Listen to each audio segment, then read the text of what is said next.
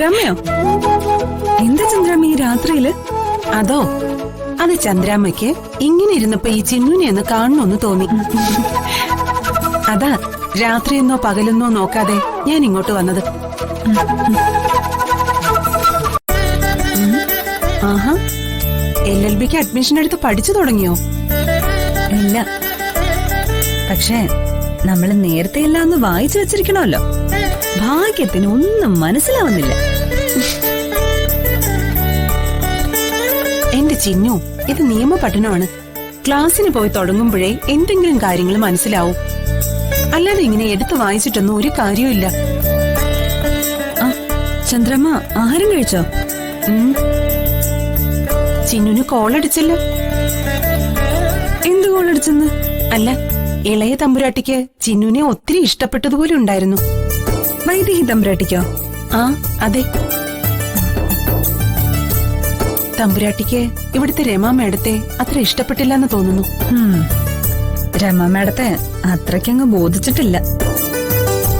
ചിന്നുനെ വൈദേഹി തമ്പുരാട്ടി ചേർത്ത് പിടിച്ച് ഒത്തിരി ഇഷ്ടത്തോടെ സംസാരിച്ചപ്പോ എന്റെ മനസ്സങ്ങ് നിറഞ്ഞു. എന്തോ വലിയ പരിചയമുള്ളതുപോലെയാ തമ്പുരാട്ടി ചിന്നുനോട് പെരുമാറിയത്. വൈദേഹി തമ്പുരാട്ടി വലിയ നർത്തകിയും ചിത്രകാരിയും ഒക്കെയാ.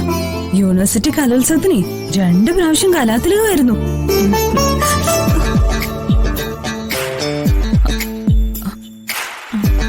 അല്ല, ചിന്നുന് ഇതൊക്കെ എങ്ങനെ അറിയാം? സോഷ്യൽ മീഡിയയിൽ കണ്ടതാ. ഓ, അങ്ങനെയാണോ? ഞാൻ കരുതി ഈ വൈദേഹി തമ്പുരാട്ടിയുമായിട്ട് എന്തോ ബന്ധമുണ്ടെന്ന്. ഇല്ല. ശരി ചിന്നു.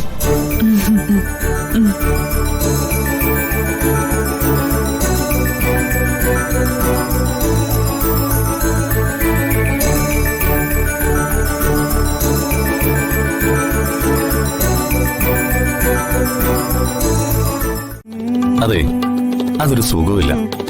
അത് വേണ്ട. പിന്നെ ഇപ്പൊ എന്താ വിളിക്കാ? ഐശ്വര്യ എന്നെ അർജുൻ എന്ന് വിളിച്ചാ മതി. സംഗതി കൊള്ളാം, പക്ഷേ പഴയ ബോസ് അല്ലേ? ഇപ്പോഴോ? ഇപ്പൊ എന്റെ ഹൃദയത്തിന്റെ ഉടമ.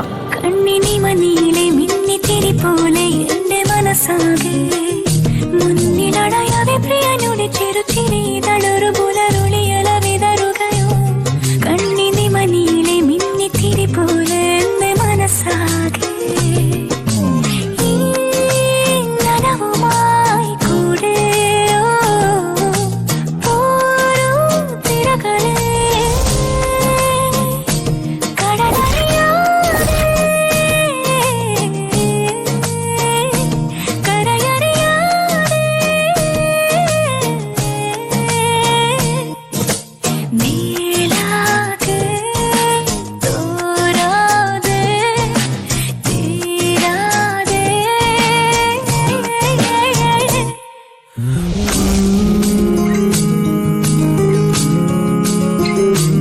അടരുവാൻ വയ്യ നിൻ ഹൃദയത്തിൽ നിന്നെനിക്ക് ഏത് സ്വർഗം വിളിച്ചാലും ഉരുകി നിന്ന ആത്മാവിനാഴങ്ങളിൽ വീണുലയുന്നതാണ് എന്റെ സ്വർഗം.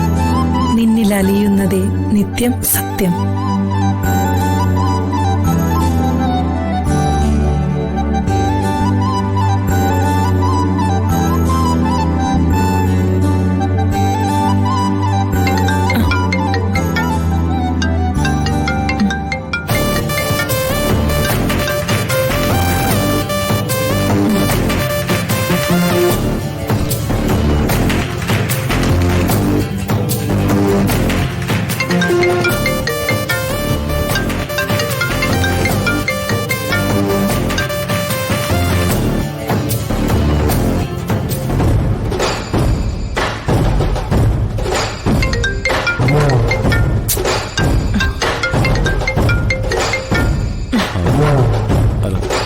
ആരാ ഐശ്വര്യ വിളിച്ചത്?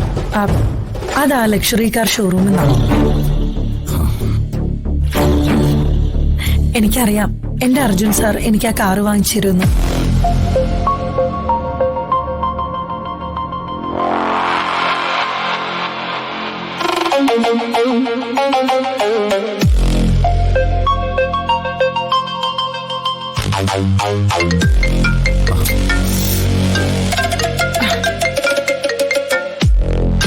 ഞാനിപ്പോ വരാം. ഒരു മിനിറ്റ്. ഒന്ന് പറഞ്ഞു തൊലയ്ക്ക്.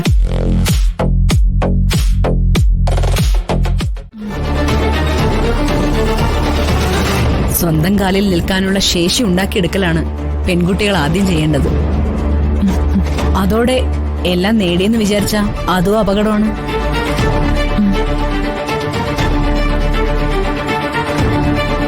കൊട്ടാരത്തിൽ ആൺപെൺ ഭേദമില്ലാതെ എല്ലാവർക്കും അക്ഷരക്കളരിയിലും ആയുധക്കളരിയിലും മാത്രമല്ല സർവകലയിലും പരിശീലനം കൊടുക്കും.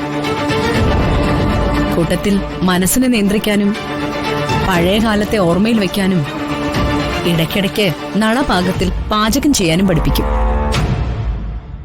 അടുക്കളയിൽ കയറുന്നവളാകണം പെണ്ണ് എന്ന് നിർബന്ധമുള്ളതുപോലെ.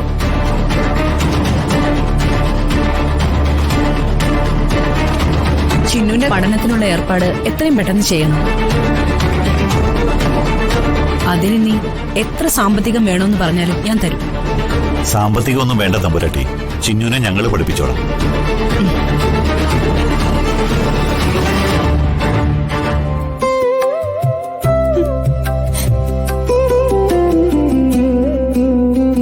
ബാക്കിയൊക്കെ നാളെ സംസാരിക്കാം.